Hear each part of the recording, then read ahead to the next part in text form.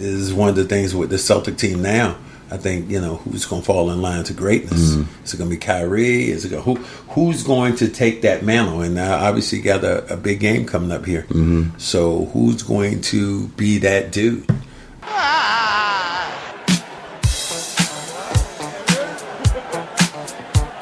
Somebody give me a napkin so I can wipe my mouth. Oh, what you gonna do? You wanna get down? Tell me. Oh, what you gonna do? You get in there, you knock it down. The big girls love that. Chicks love the last shot opportunity. You wanna get down? Oh, what you gonna do? You wanna get down? I saw something where Kyrie said, he said he was a genius. Is that he does something and people try to break down the game and he's a genius? Whoa, okay. Is that a stretch? No, it's not a stretch. That word gets thrown. That word gets tossed. It's thrown around a lot. That he knows the game. That you just don't hear people talk about themselves. It's always somebody else who has to say things. I mean, LeBron James said he was, one time the GOAT. Everybody got upset. Oh my God, LeBron let somebody up. Kyrie's a great player.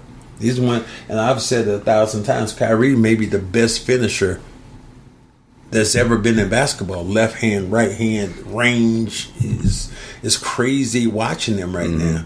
Do the things he's able to do. So it's we'll see what this next game kind of holds for the Celtics. Right.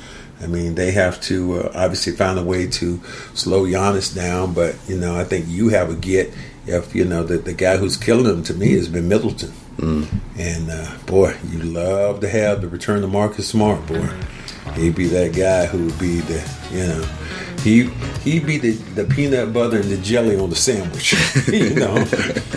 He would be the guy opening the door right now if Middleton came towards the rim. Now, obviously, you want to make sure he's healthy, but wow, you sure need him now. He's that guy that you need. Yeah. But what do you think went wrong in Game 3? Because I keep looking at the second half, very similar to what we saw in Game 2, but you're seeing what they're doing defensively, and you have to credit the Bucks. You can't just say, "Oh, well, the Celtics just went cold and they didn't do this, didn't do that." That's the Bucks' defense. Like in my opinion, the way Coach Budenholzer has made his adjustments, it's made all the difference in the second half. I think they're playing they're playing bully ball, and I think that if you look at, you're going to have to your bench has to score. Connaughton and can't score as many points as your bench, and Hill can't score as many more points than your bench. The strength of the Celtics is going to be their bench. It has to be Rozier. Rozier did not have any points in that game. Terry Rozier cannot be. You think last year at this time, Terry Rozier was celebrated as what? Scary Terry. T-shirts flying around. Terry Rozier has to find that niche where he can get back and he can be that dude if this team is going to, because they need all hands on deck. What makes the Celtics dangerous is the fact that from top to bottom, I think they have more talent than anybody in the NBA. But when you have those gaps and those pitfalls, you cannot have Terry Rozier in a game not score. Yeah. I mean, I can't even imagine that, not to score in a game, a vital game. So it's going to be incumbent upon them. Jayson Tatum kind of got going. The best player right now in this series for the Celtics hasn't been Kyrie, but it's been Brown.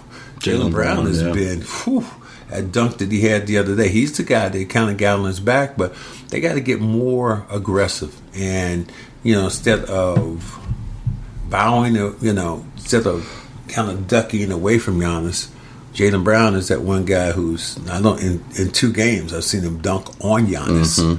And you got to have more of that, somebody not being fearful, but, you have to get him in foul difficulty. What about Kyrie Irving in the fourth quarter? Is it that simple for this team? Like, do they need him to start going into takeover Kyrie mode, playoff Kyrie?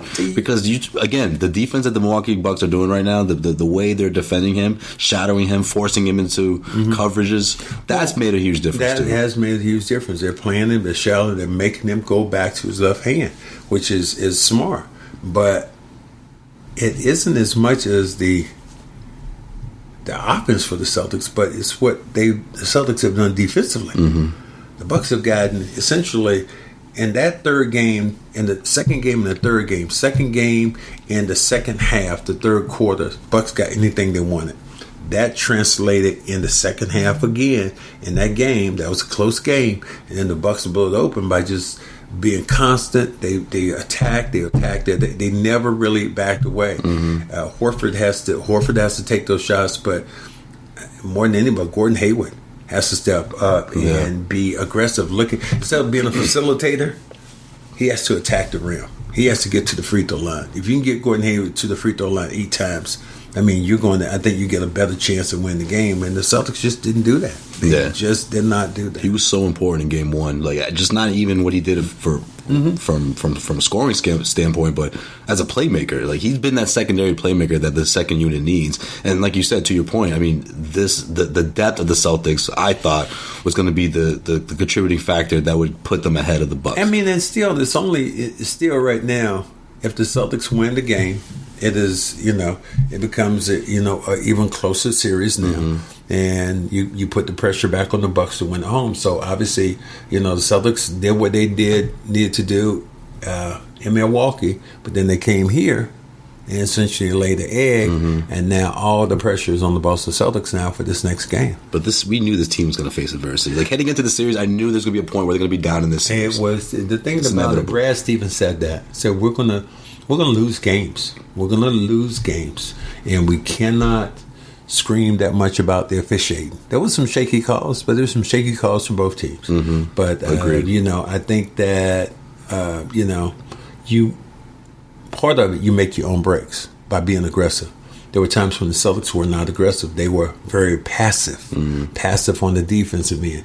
They get, 3-4 quick fouls, and the Bucks are in free throw position, and then the Bucks are just going to nickel and dime you from then on because Giannis is always going to attack the rim. Yeah. He is just. He's going to get his 20 free throws. He's going to get, if he gets another 20 free throws, man, you're in trouble because and that's what I say. People, all these analytics about the 3-point shooting. Oh my God, it's great. Look what happens when you get guys who get twos, who gets fouled. He gets the other team in foul difficulty, and the analytics of the game. People don't understand that even when Giannis is taking the ball towards the rim, when he misses his shot, he's there big enough where he's almost able to follow it up. So, I mean, the Celtics they're going to have to find their mojo. I mean, this is the biggest game of the year coming up tomorrow. Yeah, absolutely. It's going to be huge. This episode of the Cedric Maxwell podcast is brought to you by betonline.ag. When you head over to clnsmedia.com/max and enter the promo code CLNS50, you get 50% back on your first deposit by betting online with betonline.ag. There's plenty of action right now. You've got NBA playoffs going on, the NHL playoffs going on, and you also have a virtual casino where you can win plenty of money thanks to our friends over at betonline.ag. Do not miss out on this. Head over to clnsmedia.com/max, enter the promo code CLNS50, and you'll get 50% back on your first deposit. All right, let's get back to this podcast. I saw them splitting this homestand, but I thought it was going to be the fourth game that they would drop, not the third one. So I was surprised by that. I didn't see it like that. I thought the Celtics would come home, and I thought they'd play well. And they started out so well. Well, that's the problem, though. Every single game this series, they started out so well. The thing about it, the Bucks have played the perfect road game in the fact that they stay close. When you stay close to the opposition, the longer the game goes, the more pressure is on the home team. And the Celtics eventually, in that third quarter, they just cracked. They started taking bad shots. Kyrie forced a few. Gordon had some. I mean, it's just everybody started taking. And then you could see that everybody's head starts to drop a little bit more and a little bit more. But again, you have to maintain a point of being aggressive. And they have to get scoring from Terry Rozier. You just have to if you're going to advance. Because when Kyrie goes to the bench, he has to be in that position where he's going to be the attacker, to be the aggressor. And if he's not, then you have, you could think of it this way. In that game, I think that Bledsoe despite what he didn't do, did a great job of. There were times when he came towards the hole and he plays this bully ball. He's knocking guys away and literally just laying the ball in the hole. So you have to be aware of all that. What did you think about people already saying this? The series is done. It's over. Milwaukee's going to win. Paul Pierce said the series was over after game one. After the first half, I think it was. So he thought it was over then. I don't know where Milwaukee goes from here because. Whoa! So is this over? No, listen. I think it's over. This series is over. And I've been in that position before. I was down to Philadelphia in 1981. We hadn't beat Philly. In Philly, I don't know when. So we were down 3-1, played the fifth game here. We won, and we had a daunting task because we hadn't beat Philadelphia and Philly in over, 15, 16 games. They beat us. Wow. So we played there on the Friday. And I always tell people, I said, that was the night that I actually went in the stands.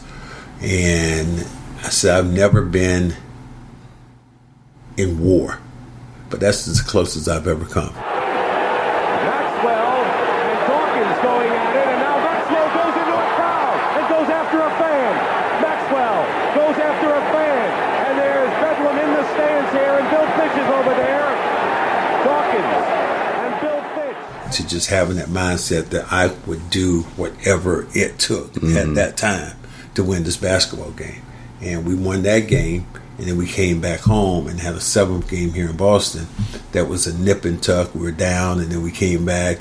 Larry hits a big shot. I have a big second half, and it was just like you talked about before about who was going to win the championship. Whoever was going to play, Houston had advanced. Whoever won between Philly and Boston, that was going to be the champion. That was going to be the champion team. And when we played Houston, it was just a matter of time that we're a better team. So, but you meet your nemesis, and tomorrow this is Celtics have to come all hands on deck. Can this team survive a 3-1 trail? A 3-1 hole? I don't think so. No, I don't think you can. If you're playing a team like the Bucks and they're going home to finish it, the hardest thing to do is to finish another team's season. But if they can win this game here tomorrow and then go to Milwaukee, all the pressure now is back on the Bucks. The Bucks. Right. So that's what you want to do. Keep the pressure on them instead of them putting the pressure on you.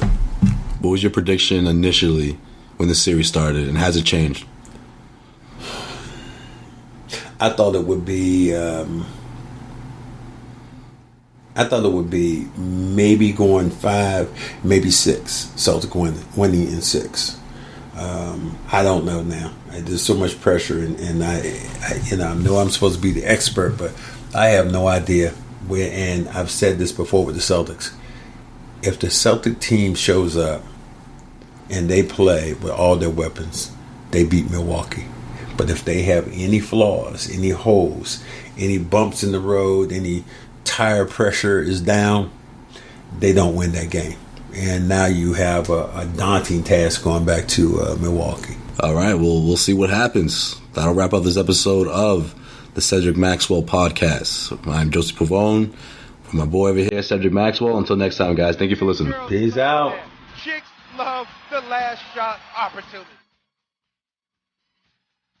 Somebody give me a napkin so I can wipe my mouth.